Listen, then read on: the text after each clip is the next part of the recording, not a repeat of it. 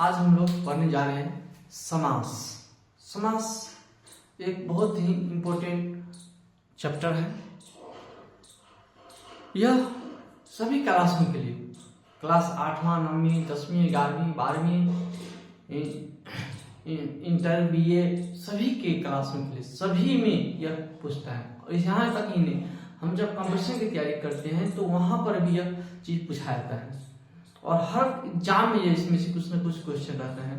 इसलिए बहुत ही important very VVI chapter है यह समास। इसको हम कह सकते हैं VVI, वेरी इंपॉर्टेंट चैप्टर। इसको हम कह सकते हैं वेरी इंपॉर्टेंट चैप्टर। तो हम लोग पढ़ते हैं समास। तो समास किसे कहते हैं? समास कहते हैं, जैसे देखो कोई एग्जाम्पल लेते हैं, गंगा जल। जब विग्रह करेंगे तो कहेंगे हम गंगा का जल, गंगा का जल, गंगा का जल। तो इसी से परिभाषा बन जाता है। देखो, जब दो या दो से अधिक पद अपने विभक्ति चिन्ह को छोड़कर एक हो जाते हैं तो उसे समास कहते हैं। परिभाषा बना ली थी। जब दो या दो से अधिक पद, इसमें बहुत सारे पद हैं, 3 पद हैं। जब दो या दो से अधिक पद अपने विभक्ति चिन्ह, इसको कहते हैं विभक्ति चिन्ह, विभक्ति चिन्ह।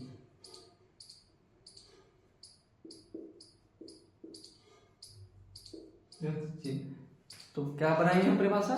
जब दो या दो से अधिक पद अपने विभक्ति चिन्ह को छोड़कर एक हो जाते हैं उसे हम समास कहते हैं। okay? समास के 6 भेद होते हैं। कितने भेद होते हैं? 6 भेद होते हैं। समास के 6 भेद होते हैं। तुम लोग पढ़ते हैं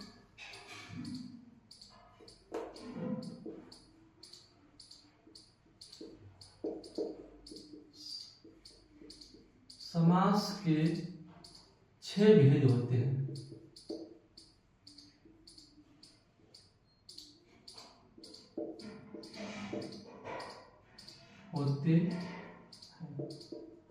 कहीं 4 भेद भी पढ़ाया जाता है, कहीं 7 भेद भी पढ़ाया जाता है।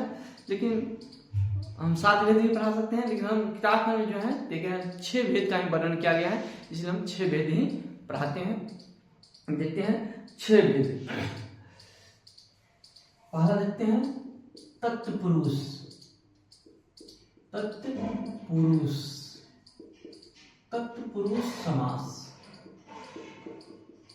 तत्पुरुष समास। दोनों द्विगु समास, द्विगु समास।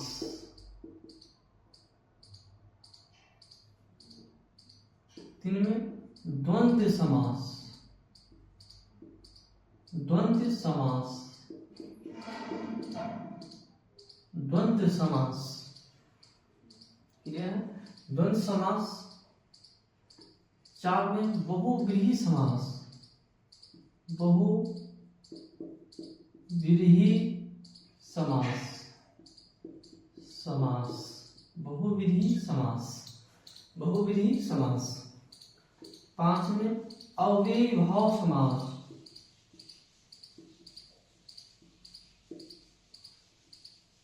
अव्ययीभाव समास, समास। 6 में कर्मधारय समास,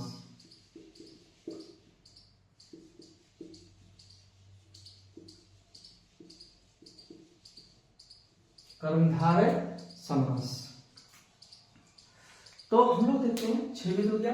तत्पुरुष समास, द्विगु समास, द्वंद्व समास, बहुव्रीहि समास, अव्ययीभाव समास, कर्मधारय समास। केवल हम इसको 6 नाम आप लोग याद कर ले तो हम परिभाषा सिंपली हम सब परिभाषा को याद करवा देंगे। कुछ नहीं है, एक जगह परिभाषा हम पहले लिखा देते हैं, याद करवा देते हैं, फिर इसका डिटेल से हम लोग चलेंगे। तो हम लोग देखते हैं, सबसे पहले आप लोग जाके 6 नाम को याद कर लीजिए। नाम याद हो गया, परिभाषा सब हो जाएगा अपने आप। तत्पुरुष समास, द्विगु समास, द्वंद्व समास, बहुव्रीहि समास, अव्ययीभाव समास, कर्मधारय समास। एक सातवां भी होता है नए समास। देखिए हम 6 का ही चर्चा करते हैं, क्योंकि व्याकरण में 6 का ही चर्चा किया है। किसी किताब में 7 का भी चर्चा किया, किसी में 4 का ही चर्चा है। तो हम लोग केवल 6 पढ़ते हैं, स्टैंडर्ड रूप 6 ही है, इसलिए हम लोग 6 का वर्णन करते हैं, पढ़ते हैं। देखो एक लाइन में हम परिभाषा बता देंगे और समझा भी देंगे। तत्पुरुष समास जिस समास के अंतिम पद प्रधान हो, अंतिम पद प्रधान, अंतिम पद प्रधान, अंतिम पद प्रधान, जिस, बस इतना ही याद रखना है, केवल बस इतना ही याद रखना है। इसे परिभाषा बना देंगे। जिस समास के अंतिम पद प्रधान होते हैं उसे तत्पुरुष समास कहते हैं। जैसे गंगा जल, गंगा जल, इसमें क्या है, अंतिम पद जल का बात हो रहा है, गंगा का बात नहीं हो रही, जल की बात हो रहा है, अंतिम पद जल की बात हो रहा है। राजभवन, राजभवन, यहाँ राज का बात नहीं हो रहा है, यहाँ भवन की बात हो रहा है, भवन की बात हो रहा है, यहाँ पे जल का बात हो रहा है। तो अंतिम पद जो है वो क्या है, प्रधान है। तो इसे हम कहेंगे तत्पुरुष समास। जिस समास के अंतिम पद प्रधान हो उसे तत्पुरुष समास कहते हैं। या उत्तर पद विकसित, तो हमारे हो गया, ये क्या हो गया, तत्पुरुष समास। जिस समास के अंतिम पद प्रधान हो उसे हम तत्पुरुष समास कहते हैं। केवल इतना शब्द याद रखेंगे, अंतिम पद प्रधान, अंतिम पद प्रधान, अंतिम पद प्रधान, इसे अपने परिभाषा बना लेंगे। जिस समास के अंतिम पद प्रधान हो उसे तत्पुरुष समास कहते हैं। अब देखो द्विगु समास, प्रथम पद संख्यावाचक, प्रथम पद संख्यावाचक, बस इसी की परिभाषा बनाएंगे। जिस समास का प्रथम पद संख्यावाचक हो उसे द्विगु समास कहते हैं। जिस समास के प्रथम पद संख्यावाचक हो, संख्यावाचक मतलब प्रथम पद संख्या बता रहा हो, उसे हम क्या कहेंगे, द्विगु समास कहेंगे। जैसे चौराहा, चौराहा, पंचवटी, त्रिभुज, त्रिभुज, चौराहा माने 4, पंचवटी माने 5, त्रिभुज माने 3। यानी पहला पद जो है संख्या बता रहा है, तो इसे हम क्या कहेंगे, द्विगु समास। जिस समास का प्रथम पद संख्या बता रहा हो, संख्यावाचक हो, संख्या बता रहा हो, उसे हम द्विगु समास कहेंगे। जैसे नवरात, नवरात, पंचमुखी, त्रिमुखी, दशानंद, चतुर्भुज, पंचभुज, खष्टभुज, अष्टभुज, तिराहा, नवरात्रि, दशहरा। तो जिस शब्द का प्रथम पद संख्या बता रहा हो उसे हम द्विगु समास कहेंगे, और जिस शब्द का अंतिम पद प्रधान हो उसे तत्पुरुष समास कहते हैं। तो इसके बाद आता है द्वंद्व समास। इस पर द्वंद्व समास पर, द्वंद्व माने जिस समास के सभी पद प्रधान हो, क्या हो, सभी पद प्रधान हो।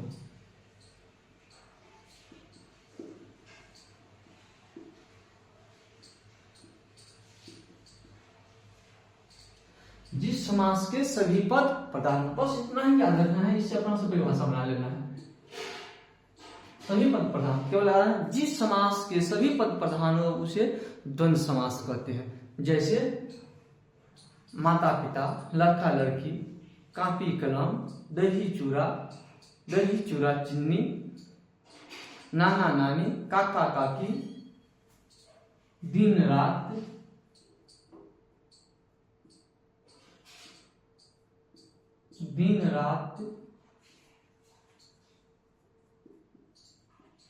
नाना नानी,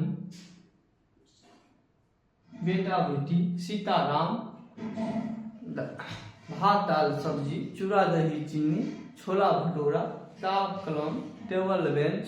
जिसमें दोनों पद, सभी पद, दोनों पद, किसकी किताब में कि दोनों पद है, जिस समास के दोनों पद प्रधान रूप से द्वंद्व समास करते हैं।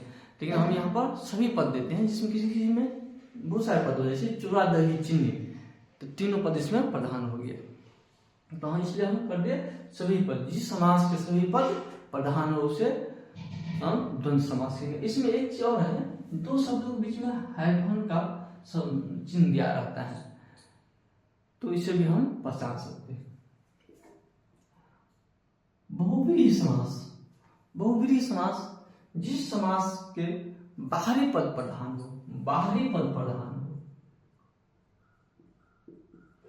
बाहरी पद प्रधान, प्रधान, बाहरी पद प्रधान हो, जिस समास के बाहरी पद प्रधान हो, जिसमें उपयुक्त शब्द जो है, उपयुक्त पद जो है वो प्रधान न होकर कोई बाहरी पद प्रधान हो, उसे हम कहते हैं बहुव्रीहि समास। जैसे लंबोदर, लंबोदर, लंबोदर, दशानन,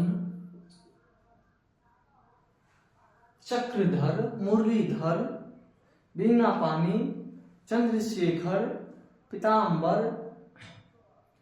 तो लंबोदर लंबा है जिसका उदर मतलब गणेश, गणेश।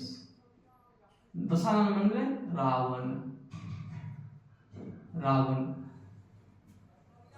तो ये क्या है, इसमें से लंबा है जिसका उदय मतलब गणेश, जिसका अर्थ कोई और निकल जाए, उसे हम क्या कहेंगे, तो बहुव्रीहि कहेंगे।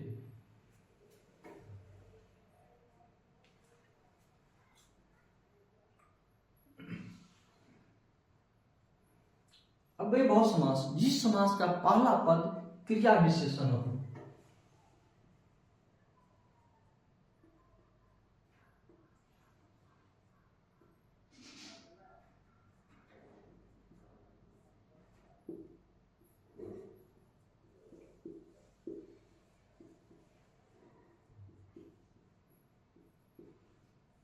जिस समास का पहला पद क्रिया विशेषण हो उसे हम क्या कहते हैं, तो बहु अव्ययभाव समास कहते हैं। जैसे प्रत्येक, प्रत्येक,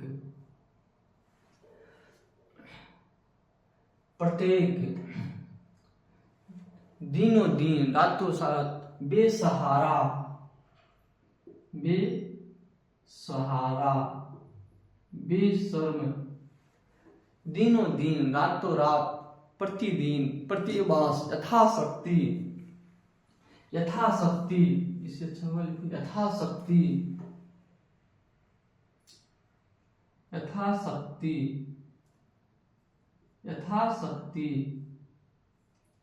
यथाशक्ति, बेशरम, बेबस, बेहिचक, ये सब क्या हो जाएगा, अव्ययभाव समास। कर्मधारय समास जिस समास का पहला पद विशेष और दूसरा पद विशेषण हो उसे हम अव्ययभाव कर्मधारय समास कहते हैं। जिस समास का पहला पद विशेष और दूसरा पद विशेषण हो उसे हम कर्मधारय समास, कर्मधारय समास कहते हैं। पहला पद विशेष, दूसरा पद तथा दूसरा पद विशेषण हो,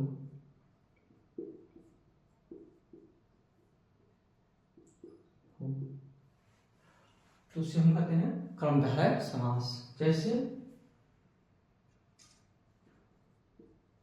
नीलगाय,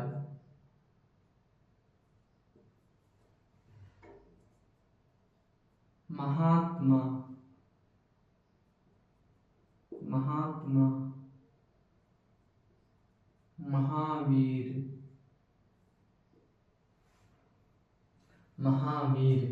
क्या है महावीर, महा क्या विशेषण है, वीर क्या है विशेषण है, विशेष है और विशेष, वीर है, कैसे वीर है, महावीर है। महा आत्मा है लेकिन कैसा आत्मा है, महान आत्मा है। तो ये हो गया क्या, कर्मधारय। तो इस तरह से हम देखते हैं हम यहाँ पढ़ा दिए हैं, इसको पढ़िए, एक बार किताब भी उल्टा के इसको पढ़िए। तो एग्जाम्पल इसका बहुत सारा उदाहरण है और उसमें से उदाहरण ही कोई पूछ देता है, इसलिए हम यहाँ उदाहरण कम दिए हैं। उदाहरण देंगे ज़्यादा, बहुत सारा किताब भर जाएगा, बोर्ड भर जाएगा, इतना जगह भी नहीं है। तो आप लोग किताब उठा के पढ़िए और पूरे समझ में आएगा। जहाँ न समझ में आए वो कमेंट कीजिए, हमको समझने की कोशिश कीजिए, किताब पढ़िए, इसके बाद एक बार विश्लेषण कीजिए। जो नहीं समझ में आएगा वो फिर से हम मुझे पूछिए, बताएंगे फिर से।